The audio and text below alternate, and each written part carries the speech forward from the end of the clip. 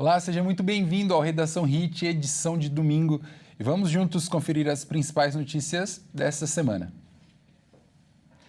Uma medida provisória assinada na última semana estabeleceu que os estudantes de medicina só poderão exercer a profissão se forem aprovados no Exame Nacional da Modalidade, igual aos advogados.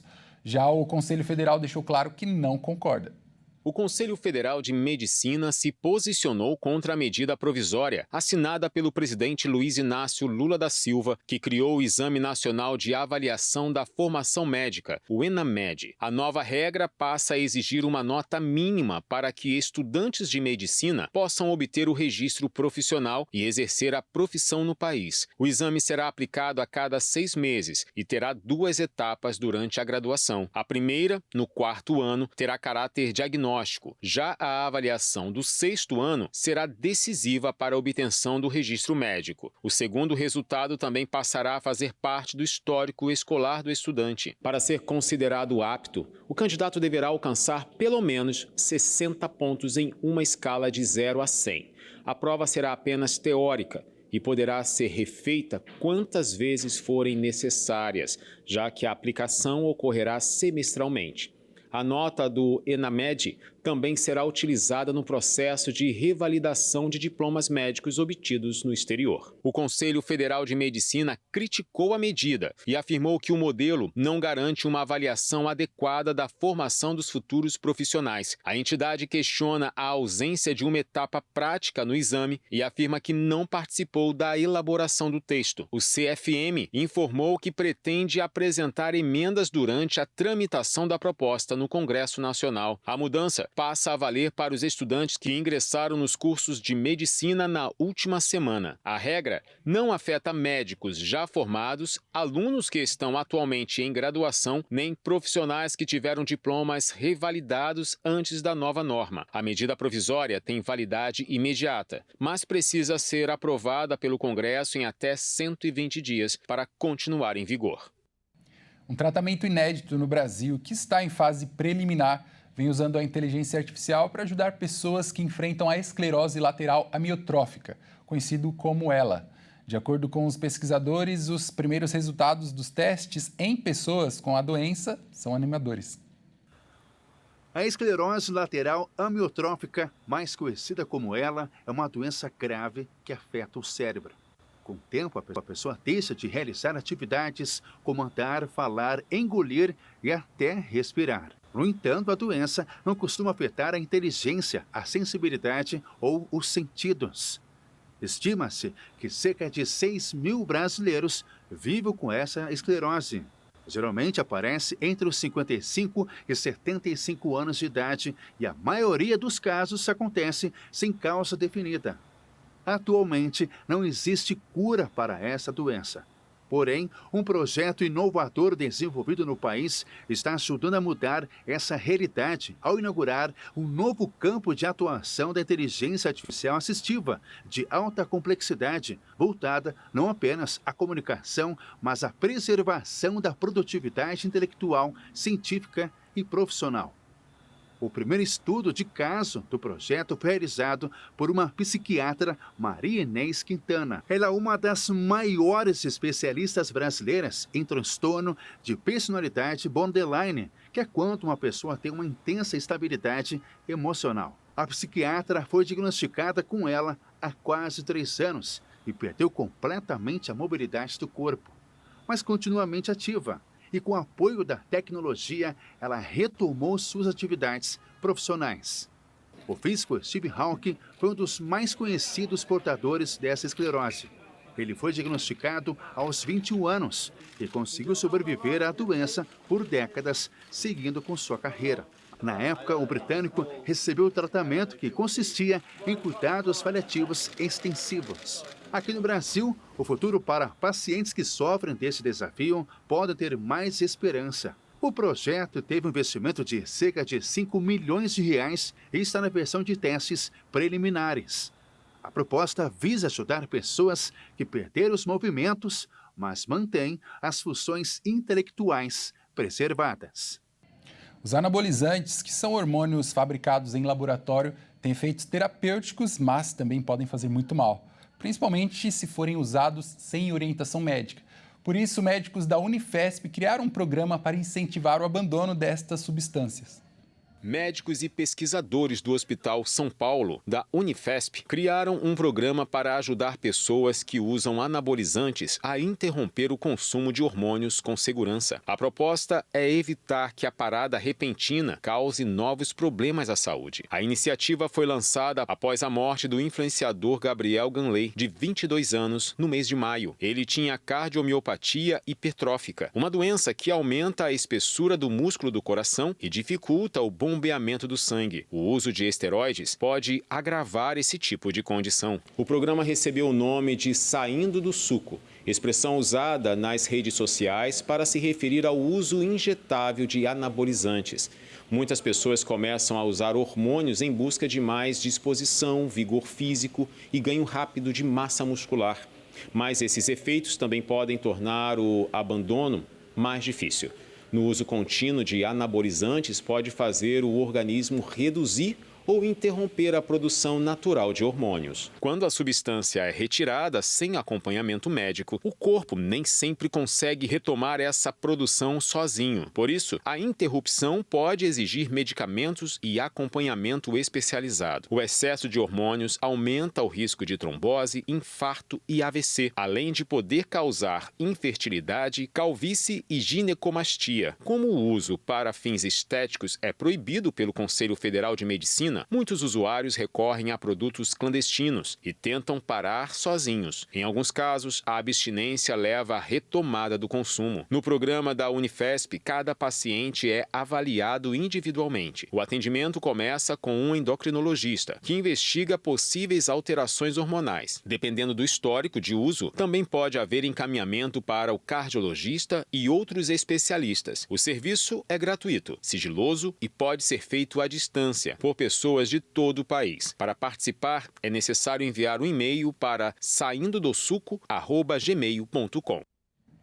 O INSS ampliou as regras do cadastro biométrico para concessão e manutenção de benefícios sociais.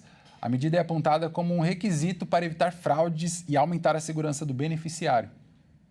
A medida tem como objetivo reforçar a segurança na concessão dos benefícios, evitar fraudes e confirmar a identidade dos segurados por meio de uma base de dados únicos do governo federal. O cadastro biométrico consiste na coleta das impressões digitais e da foto do rosto do cidadão, que passam a ser utilizadas para validar a identidade de quem solicita o benefício.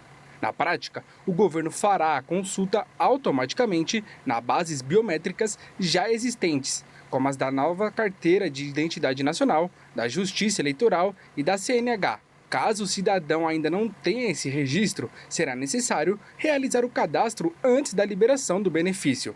Quando solicitado, o beneficiário que não comprovar o cadastro biométrico e nem se enquadrar nas hipóteses de dispensa terá um prazo de 30 dias para regularizar a situação. Caso contrário, o pedido será cancelado por desistência. Desde setembro de 2024, a biometria já era obrigatória para novos pedidos do Benefício de Prestação Continuada, o LOAS. E o governo também utiliza esse tipo de identificação em serviços como o empréstimo consignado de aposentados e pensionistas. Para saber se já possui o cadastro, o cidadão pode consultar o portal do governo ou verificar se já tem a nova carteira de identidade, o cadastro biométrico da Justiça Eleitoral ou a Carteira Nacional de Habilitação. Caso já esteja em uma dessas bases, não será necessário fazer um novo registro. A portaria também prevê exceções à exigência da biometria. Estão dispensados pessoas com mais de 80 anos, migrantes, refugiados e apátridas, brasileiros que moram no exterior, segurados, impossibilitados de se deslocar por motivo de saúde, moradores de localidades de difícil acesso e nas situações previstas pela portaria, requerentes de salário maternidade, benefício por incapacidade e pensão por morte. As novas regras já foram publicadas no Diário Oficial da União e passam a orientar a concessão dos benefícios previdenciários e assistenciais. O número de idosos inadimplentes tem crescido cada vez mais, principalmente no Rio Grande do Sul. E o nosso repórter Guilherme Souza traz mais detalhes. O superendividamento de idosos tem levado cada vez mais gaúchos a buscarem ajuda na justiça. Segundo dados do Tribunal de Justiça do Rio Grande do Sul, mais de 20 mil processos tramitam hoje no Núcleo de Gestão de Superendividamento do Estado. Desse total, cerca de 6 mil envolvem pessoas com 60 anos ou mais, o que representa 30% dos casos. O cenário reflete uma realidade enfrentada por muitos aposentados. Uma pesquisa da Serasa, em parceria com o Instituto Opinion Box, aponta que metade dos aposentados brasileiros já recorreu a crédito para pagar despesas básicas, como alimentação, contas de casa e medicamentos. O mesmo levantamento mostra que 33% têm dificuldade para manter as contas em dia. Ainda segundo o Tribunal de Justiça Gaúcho, muitos processos envolvem vários credores em negociações complexas. Desde 2022, já foram mais de 1.200 acordos homologados entre consumidores endividados e instituições credoras. Pix por aproximação deixará de ter limite diário de R$ 500 a partir de outubro. Os usuários vão poder determinar o limite para essa modalidade. O Pix por aproximação, modalidade que permite que clientes paguem contas apenas aproximando o celular da máquina do lojista, vai ter limite diferenciado de acordo com a necessidade do cliente. O Banco Central vai eliminar o limite diário de R$ 500 para transações realizadas por meio do Pix por aproximação. Com a mudança, os usuários poderão solicitar aumento ou a redução do limite para essa modalidade. A nova regra entra em vigor a partir do dia 1º de outubro de 2026. Lançado no ano passado, o Pix por aproximação permite que usuários façam pagamentos apenas aproximando o celular ou relógio digital da maquininha de pagamento, de forma semelhante ao funcionamento dos cartões de crédito e débito por aproximação. Atualmente, a funcionalidade está disponível em dispositivos Android, com o Google Pay e o Samsung Wallet, por exemplo.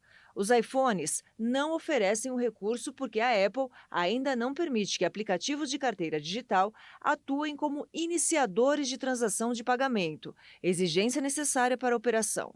Para ativar o Pix por aproximação em uma carteira digital, é necessário vincular a conta a essa carteira, parecido com o que se faz com os cartões de pagamento. Após a vinculação da sua conta, no momento do pagamento, basta optar pelo pagamento por Pix, aproximar o celular, revisar as informações do pagamento e confirmar. Essa modalidade torna os pagamentos mais simples e rápidos, eliminando a necessidade de escanear os QR Codes ou inserir informações manuais. Só no ano passado, o Pix registrou 35 trilhões de reais em transferências.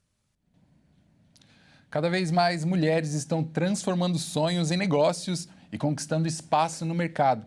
O empreendedorismo feminino tem ganhado força no Brasil e se tornado uma importante fonte de renda e desenvolvimento econômico. As mulheres estão à frente de milhares de negócios em todo o país. Além de gerar renda para as famílias, essas iniciativas também contribuem para a criação de empregos e o fortalecimento da economia no Brasil.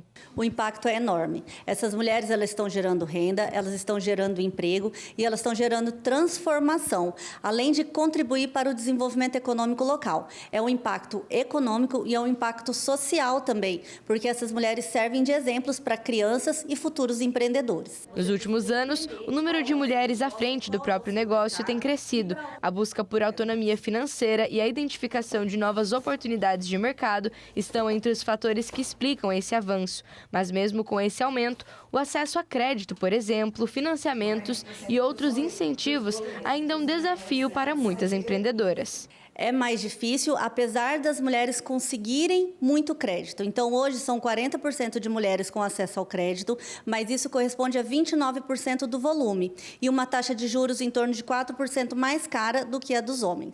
Não tem uma explicação plausível para isso. Hoje, a taxa de inadimplência de homens e mulheres é muito semelhante, então é algo mais cultural. Então, se torna, assim, mais difícil para as mulheres. E mesmo diante das dificuldades, muitas mulheres encontraram no próprio negócio uma oportunidade de construir sua fonte de renda e transformar projetos em realidade. Por trás de cada empreendimento existe uma história diferente. Mulheres que decidiram investir em uma ideia, oferecer um serviço ou transformar um conhecimento em fonte de renda. Iniciativas que ganham espaço e ajudam a movimentar a economia.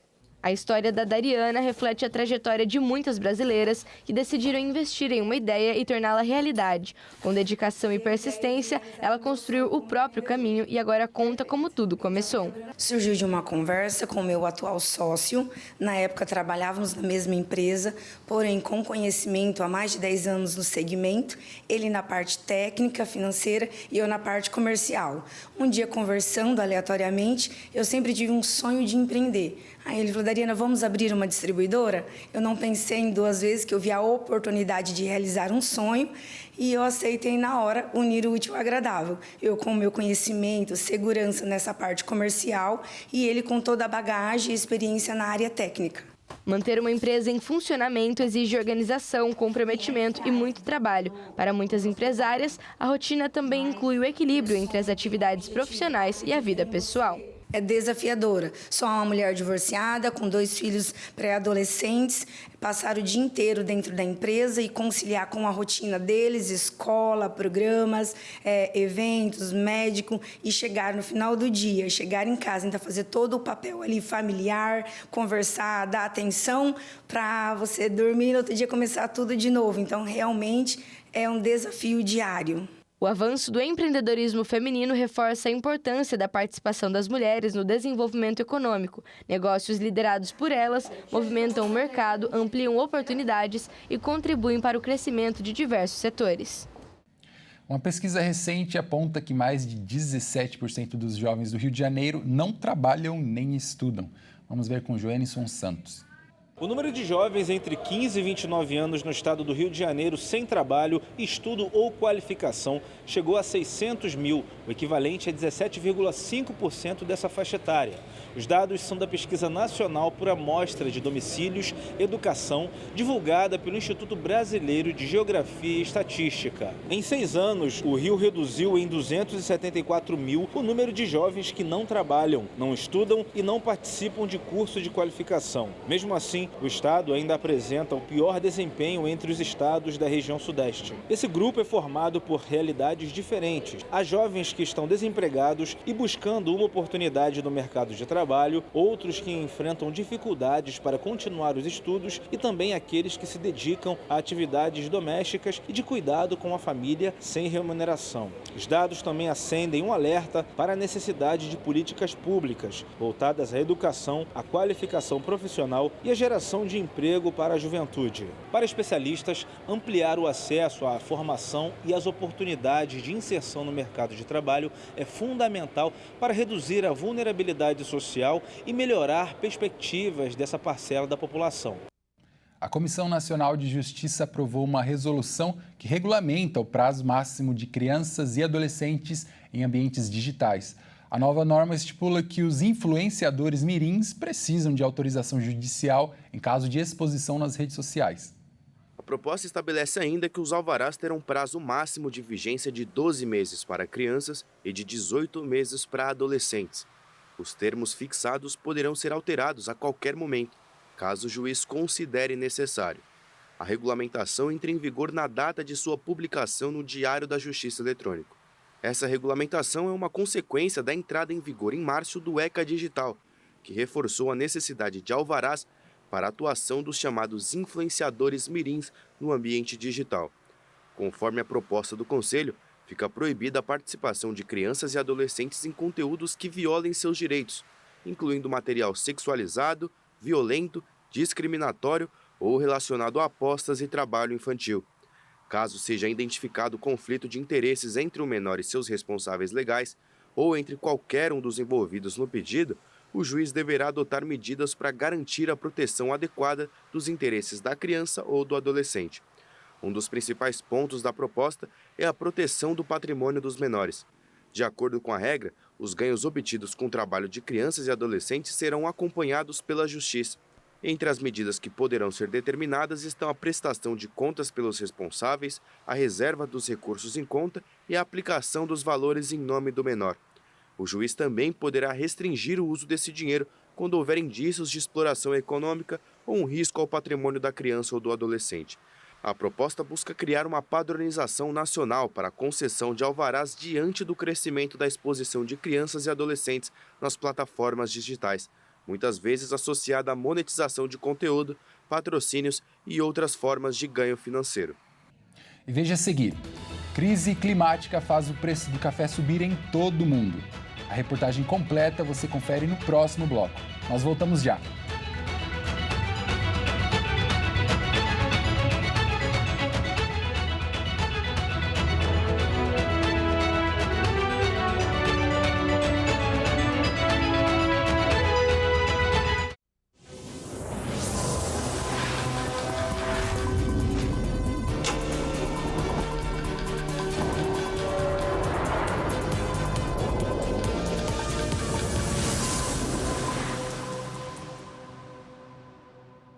A crise da mobilidade urbana tem afetado milhões de pessoas que moram em regiões mais afastadas dos grandes centros. Uma pesquisa mostra que moradores de bairros nobres têm mais acesso a transporte público e outros meios do que as demais pessoas que necessitam deste meio de locomoção para chegar ao trabalho. Aproximadamente 7 milhões de passageiros utilizam o sistema de ônibus municipais, gerenciados pela SP Trans, diariamente em dias úteis na cidade de São Paulo. De acordo com o levantamento do Mapa da Desigualdade 2026, divulgado pela Rede Nossa São Paulo, a média de ida ao trabalho entre os 96 distritos da capital paulista é de 41 minutos. Os melhores índices de mobilidade estão concentrados nas áreas centrais, como Sé, República, Liberdade e Cambuci, entre outros. Essas regiões contam com 100% de cobertura de serviço de transporte público. E as piores estão no Jardim Ângela, Brasilândia e a própria Marcilac, que possuem 0% de acesso a transporte de massa, entre metrô e trem em um raio de 1 km. Os moradores do distrito de Marcilac, no extremo sul de São Paulo, gastam quase 3 vezes mais tempo no transporte público do que quem reside em Pinheiros, na Zona Oeste. Para alguns passageiros, o tempo gasto no transporte compromete grande parte do dia. Passageiros podem ficar até 5 horas em deslocamentos por conta do trânsito intenso. O distrito com o melhor valor em um indicador recebeu 96 pontos, enquanto o que possui o pior valor recebe apenas 1 ponto. Segundo a organização, a ferramenta auxilia o poder público na identificação de prioridades para investimentos em infraestrutura urbana. A crise de mobilidade em São Paulo é agravada pelo colapso viário e falta de transporte público em regiões mais afastadas. A lentidão diária ultrapassa 300 quilômetros, fazendo milhões de passageiros abandonarem ônibus e trens devido à superlotação e degradação do serviço, migrando para motocicletas e carros de aplicativo. Em 2025, o sistema de ônibus de São Paulo custou mais de 12 bilhões de reais aos cofres públicos, e parte desse valor é pago pelos passageiros por meio da tarifa e o restante é coberto pela prefeitura por meio de subsídio. Com menos gente pagando passagem, a conta do sistema está ficando desequilibrada, fazendo que o passageiro pague mais caro por um serviço que ainda não atende adequadamente boa parte da população paulistana. A Lei Seca completa 18 anos em 2026. A operação mais que dobrou no Rio de Janeiro e já realizou quase 5 milhões de fiscalizações.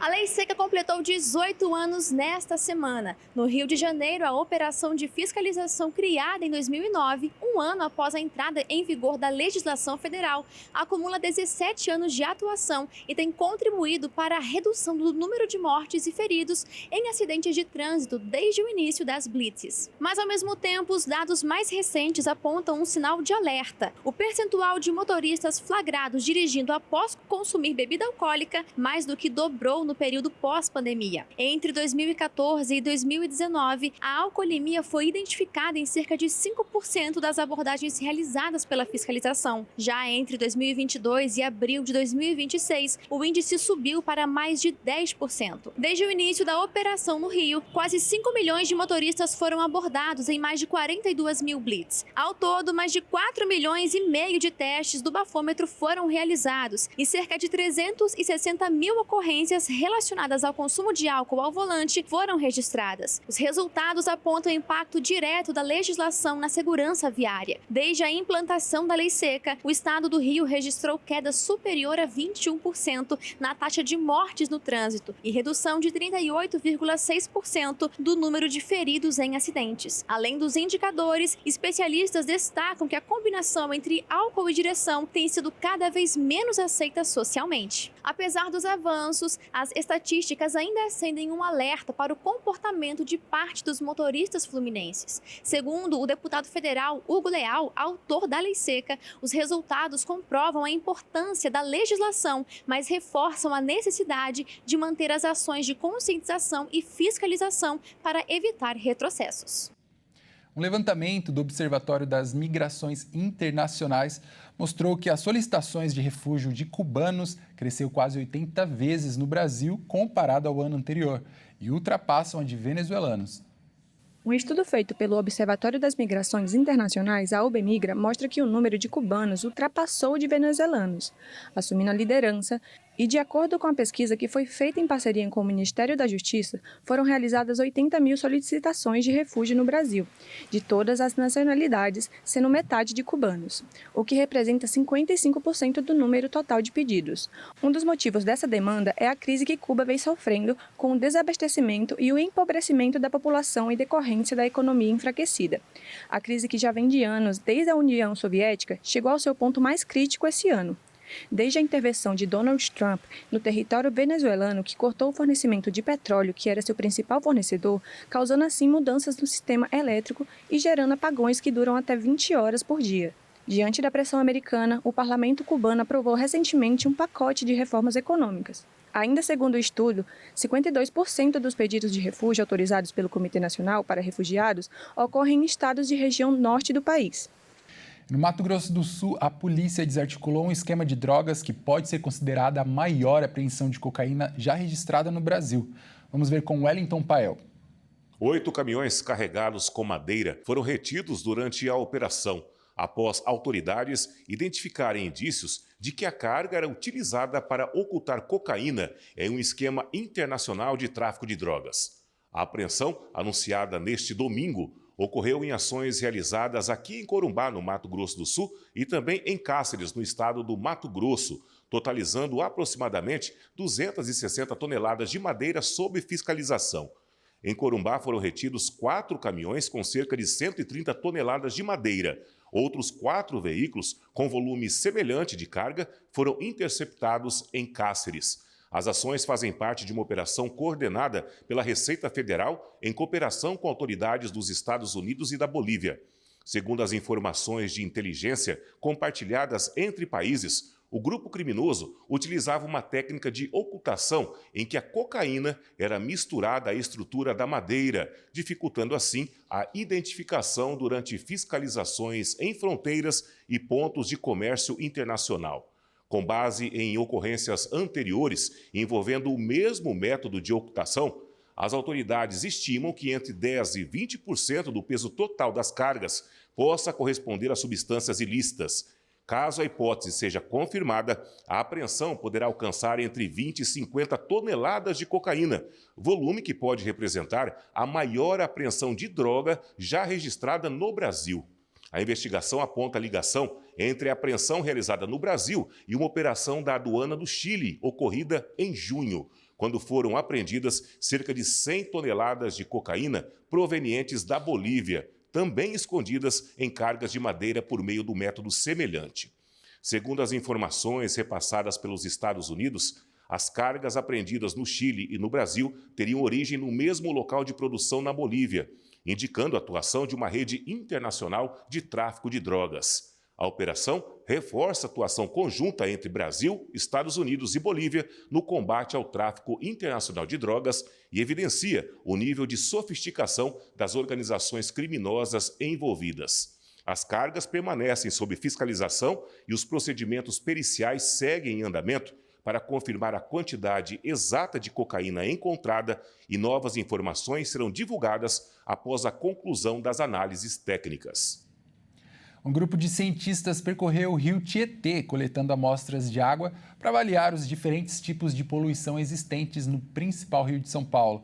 Mas os cientistas não só colheram amostras, como também fizeram uma importante descoberta que vai de medicamentos até cocaína. A investigação sobre a presença de medicamentos e drogas ilícitas chamou a atenção pelas concentrações encontradas. A cafeína foi detectada em todos os pontos analisados, um indicativo de lançamento de esgoto sem tratamento no rio. Outras substâncias que também apareceram em concentrações elevadas foram medicamentos para pressão alta, analgésicos, antitérmicos e remédios para o coração, representando riscos para os organismos aquáticos. A substância produzida pelo organismo após o consumo de cocaína foi identificada em 10 pontos ao longo do rio. Os pesquisadores também realizaram uma análise específica para identificar agrotóxicos autorizados para uso no Brasil. Foram encontrados 25 compostos diferentes, entre fungicidas, inseticidas e principalmente herbicidas, com maiores concentrações no trecho entre Pirapora do Bom Jesus e Barra Bonita, uma região que concentra uma forte atividade agrícola. Os microplásticos também foram encontrados em todos os pontos analisados. Essas partículas microscópicas surgem a partir de diversas atividades do dia a dia, como a lavagem de roupas sintéticas, e se espalham com facilidade. A presença delas na água contamina a cadeia alimentar e ameaça os seres vivos e o meio ambiente. Uma das principais conclusões dos estudos é que os diferentes tipos de poluição do rio Tietê estão interligados. Os microplásticos podem acumular agrotóxicos e medicamentos. O excesso de nutrientes na água favorece o crescimento de bactérias. A falta de oxigênio dificulta a decomposição de substâncias químicas. E os reservatórios fazem com que os poluentes permaneçam por mais tempo no rio.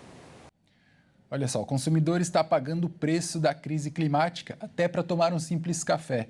Uma pesquisa apontou que o aumento das temperaturas e a seca prolongada estão prejudicando os cafezais, comprometendo a florada, reduzindo a safra e encarecendo os grãos nos últimos anos. Esse estresse térmico prejudica a florada das plantas e provoca perdas nas lavouras, reduzindo assim a quantidade e a qualidade dos grãos colhidos.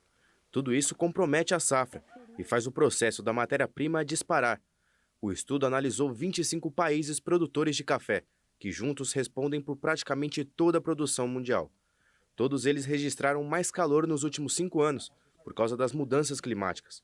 A metodologia utilizada pela Climate Central compara 2 cenários. O primeiro é o mundo real, com as temperaturas observadas atualmente. O segundo é uma simulação que mostra como seria o clima sem o acúmulo de emissões de carbono desde a Revolução Industrial.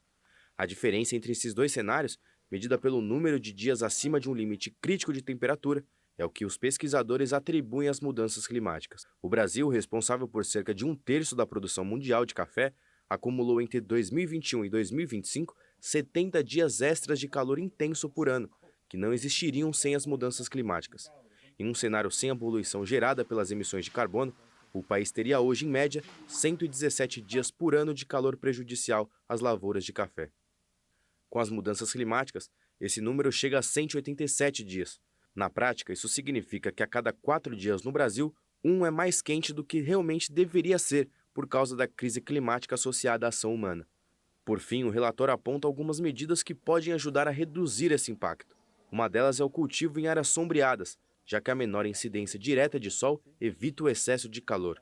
Outra alternativa é levar o cultivo para regiões mais altas, onde as temperaturas são mais amenas. Mas essa solução pode estimular o avanço sobre novas áreas e aumentar o desmatamento, o que agravaria o problema. Os pesquisadores também alertam que, se nada for feito, a área adequada para o cultivo de café no mundo pode cair pela metade até 2050. O calor extremo que atinge a Europa esta semana já matou mais de 50 pessoas. Entre as vítimas estão crianças e idosos. Países como a França, Reino Unido, Espanha e Itália estão em estado de alerta vermelho por conta da insolação. A onda de calor que atinge a Europa elevou as temperaturas a níveis históricos nessa semana, provocando alertas de saúde, interrupções de serviços públicos e transtornos em diferentes países. Países como a França, Reino Unido, Espanha e Itália estão em estado de alerta vermelho. Das 52 pessoas que morreram em decorrência das altas temperaturas na Europa, 48 vítimas são da França. Elas se afogaram ao tentar se refrescar em rios, lagos e áreas costeiras. O país também registrou a morte de 2 crianças por insolação. E na Espanha, 2 idosos também por insolação, após serem expostos ao calor intenso. Isso ocorre quando o corpo perde a capacidade de regular a própria temperatura devido à exposição excessiva ao sol e ao calor.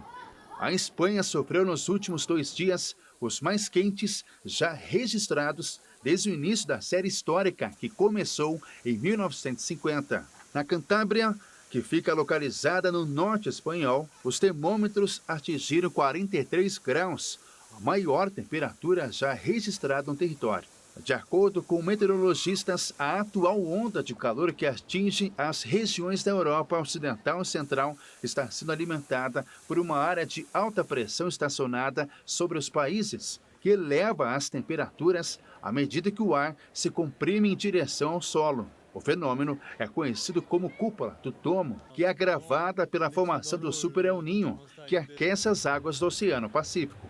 A intensa onda de calor que atinge a Europa deve continuar, pelo menos, até o final desta semana e atinge mais de 700 milhões de habitantes. A França registrou o seu primeiro caso de ebola, confirmado em um paciente que segue em isolamento desde que chegou do Congo. Todas as medidas necessárias estão sendo tomadas, mas o caso ainda não serve como um alerta pandêmico.